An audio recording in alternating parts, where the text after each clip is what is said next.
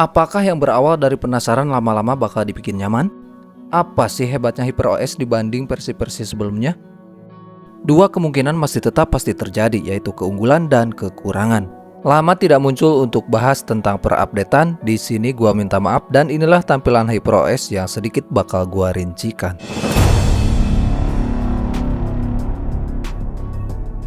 Dari tampilan awal yang jelas-jelas akan terlihat dan terasa, yaitu di bagian Control Center. Jadi untuk HyperOS, toggle-nya menyatu semua di Control Center, kemudian ada tambahan aktivitas musik dan YouTube di bagian kolom kedua yang ukurannya cukup besar. Tombol masuk ke settingan di MIUI berada di bagian atas dan di HyperOS bisa ditampilkan di opsi toggle, tinggal tambahkan saja dari menu ubah dan simpan di halaman.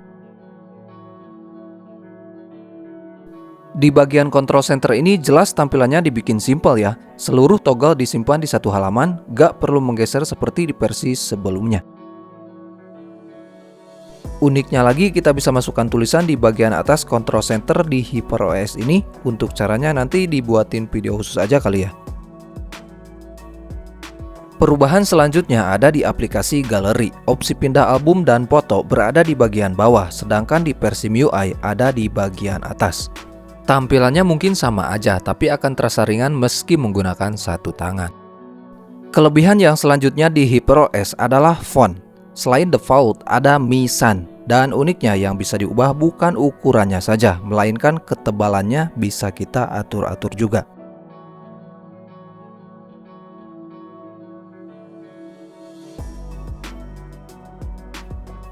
Mungkin yang sedikit mencolok pastinya ada di bagian lock screen. Mulai dari merubah wallpaper sampai editing perintilan-perintilan widget jam tersedia langsung di sini, termasuk ubah warna, ubah tampilan tidak tergantung lagi pada tema yang diterapkan. Pilihan yang disediakan juga cukup banyak dan mungkin bakal lebih variasi lagi jika kita menggunakan aplikasi tambahan. Untuk tampilan di multitaskingnya masih hanya dua aplikasi saja yang bisa muncul, dan ketika kita mengklik aplikasi yang ketiga maka aplikasi yang pertama otomatis langsung menutup. Versi ROM yang digunakan masih di 1.0.1 dan untuk di tampilan tema lagi-lagi ini bakalan dibikin nyaman ya, terutama bagi kalian yang suka tema-tema tembus. Ini tembus sampai ke WhatsApp ke chattingannya. Berbeda dengan MIUI 14, tembus ditembus sampai ke WhatsApp tapi gak sampai chattingan.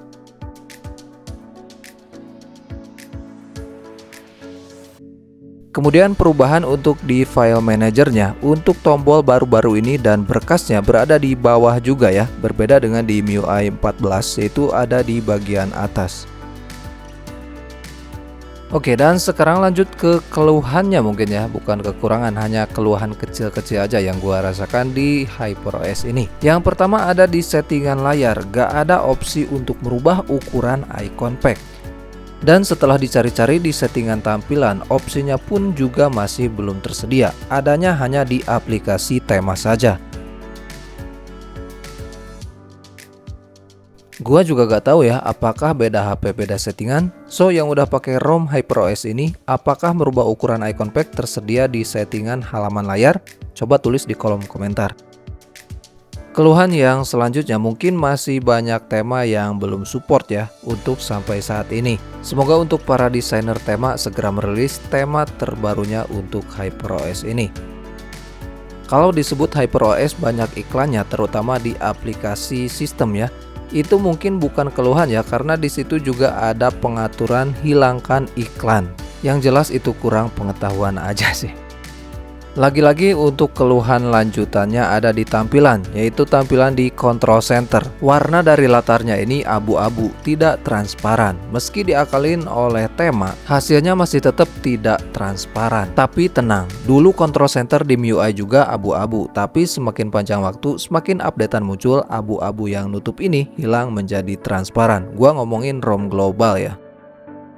Dan mungkin yang gua rasakan di HyperOS hanya seperti itu saja sih. Untuk pretelan-pretelan kecilnya mungkin bakalan gua share di video selanjutnya ya. Bagi kalian yang masih pilih mending untuk update atau tidak ke HyperOS dari MIUI 14, Mungkin menurut gua silahkan tinggal update saja, karena kalau ada bug biasanya Xiaomi selalu mendengar dan selalu munculkan updatean barunya. Sampai sini aja untuk review ROM HyperOS, dan jika ada yang ditanyakan silahkan tinggal tuliskan di kolom komentar. Like bila suka dengan videonya, dislike bila kalian gak suka dengan videonya. Gua bakalan sering lagi update di channel tersayang ini. Sorry jika bahas updateannya agak lambat, biarpun lambat asal selamat. Wassalamualaikum warahmatullahi wabarakatuh.